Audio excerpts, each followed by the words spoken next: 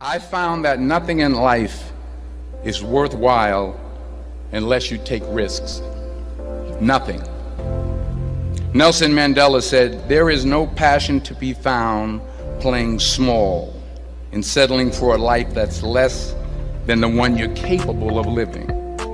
Now, I'm sure in your experiences in school and applying to college and picking your major and deciding what you want to do with life, I'm sure people have told you to make sure you have something to fall back on. Make sure you got something to fall back on, honey. But I never understood that concept, having something to fall back on. If I'm going to fall, I don't want to fall back on anything except my faith. I want to fall forward. I figure at least this way I'll see what I'm going to hit. Fall forward. This is what I mean. Reggie Jackson struck out 2,600 times in his career, the most in the history of baseball. But you don't hear about the strikeouts. People remember the home runs.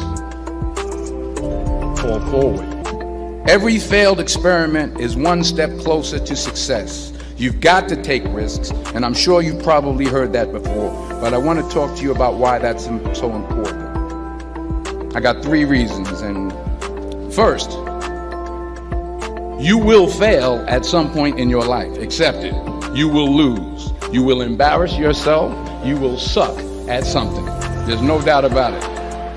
And I know that's probably not a traditional message for a graduation ceremony, but hey, I'm telling you, embrace it. Because it's inevitable, and I should know.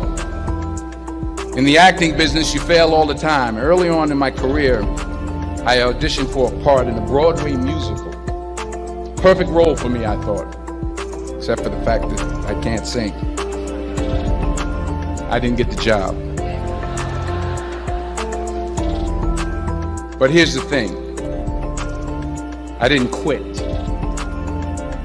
I didn't fall back.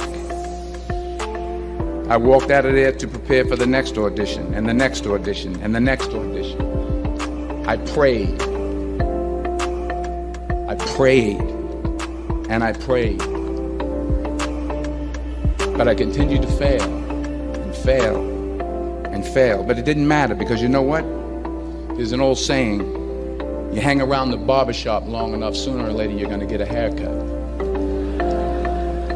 So you will catch a break. And I did catch a break. Last year, I did a play called Fences on Broadway.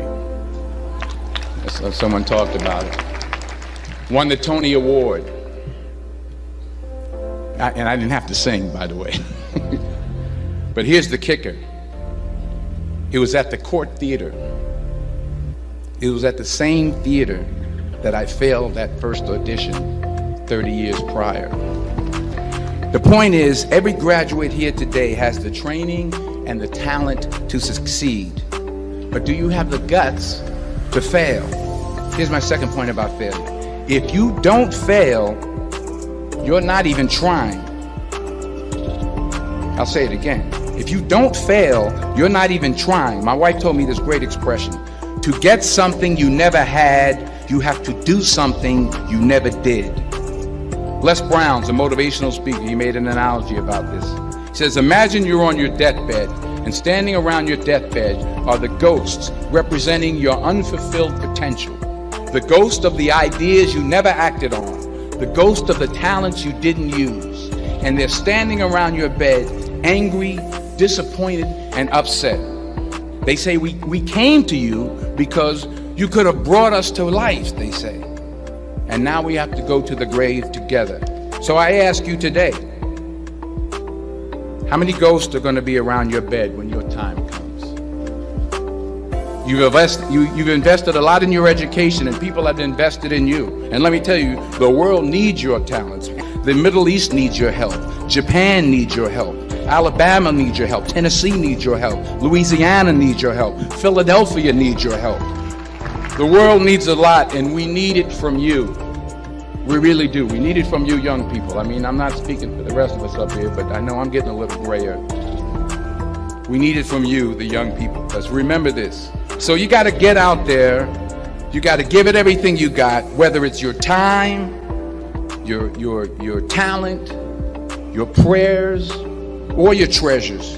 Because remember this, you will never see a U-Haul behind a hearse. So the question is, what are you going to do with what you have? I'm not talking about how much you have. Some of you are business majors, some of you are theologians, nurses, sociologists. Some of you have money, some of you have patience, some of you have kindness, some of you have love, some of you have the gift of long suffering. Whatever it is, whatever your gift is, what are you going to do with what you have? All right, now here's my last point about failure. Sometimes it's the best way to figure out where you're going. Your life will never be a straight path. I began at Fordham University as a pre-med student. I took a course called cardiac morphogenesis. I still can't say it. Cardiac morphogenesis. I couldn't read it, I couldn't say it, I sure couldn't pass it. So then I decided to go into pre-law, then journalism. And with no academic focus, my grades took off in their own direction. I was a 1.8 GPA one semester, and the university very politely suggested that it might be better to take some time off. I was 20 years old, I was at my lowest point. And then one day, and I remember the exact day, March 27th, 1975, I was helping my mother in her beauty shop. My mother owned a beauty shop up in Mount Vernon. And there was this older woman who was considered one of the elders in the town. And I didn't know her personally, but I was looking in the mirror, and every time I looked at the mirror, I could see her behind me, and she was staring at me. She just kept looking at me. Every time I looked at her, she kept giving me these strange looks.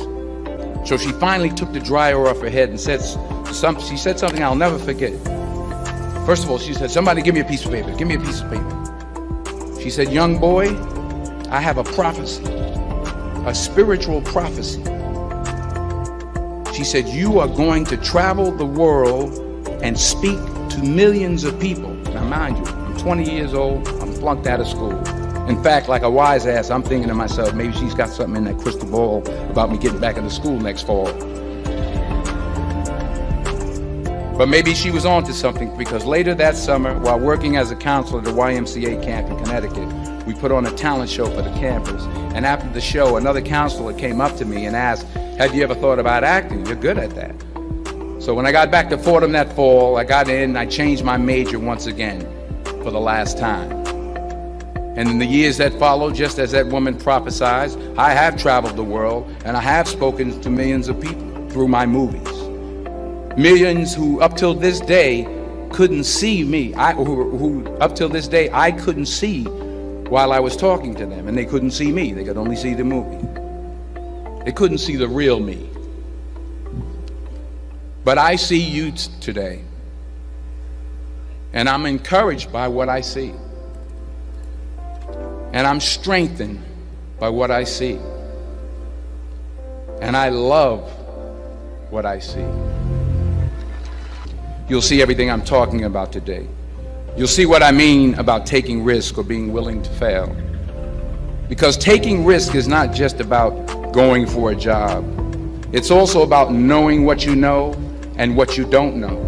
It's about being open to people and to ideas. And I can't think of a better message as we send you off today. To not only take risks, but to be open to life, to accept new views, and to be open to new opinions. To be willing to speak at a commencement at one of the best universities in the country, even though you're scared stiff. While it may be frightening, it will also be rewarding.